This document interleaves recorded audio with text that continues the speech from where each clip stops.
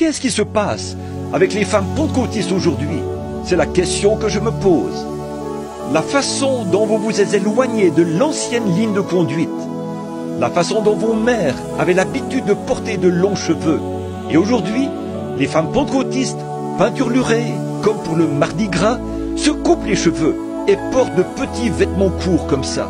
Exactement comme tout le reste, elles vont tondre la pelouse pendant l'après-midi. Quand les hommes passent par là, vous rendez-vous compte, les femmes, que vous aurez à répondre d'avoir commis un adultère avec ces hommes? Vous vous présentez à eux dans ce but. C'est un mauvais esprit sur l'Église et les gens, et ils ne le savent pas. Aveugles, et ils ne le savent pas. C'est la vérité.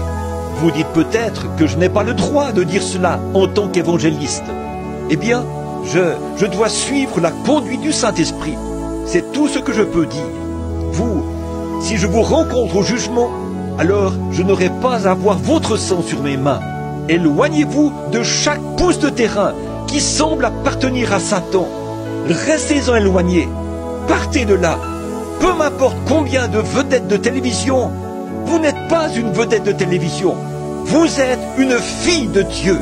J'ai prêché dans l'église d'un pasteur l'autre matin au sujet d'un vieil esclave, au temps où on vendait les esclaves, il y a longtemps.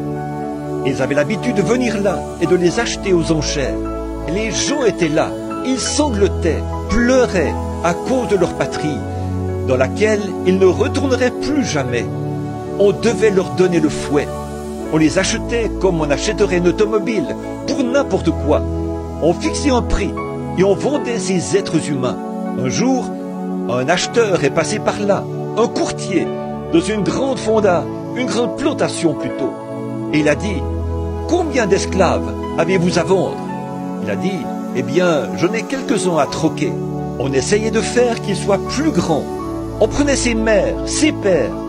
Si la femme qu'il avait épousée était une petite femme chétive, on prenait ces grands hommes en bonne santé et on les faisait se reproduire comme des chevaux, des animaux. Ce n'était pas bien du tout. Dieu a fait l'homme.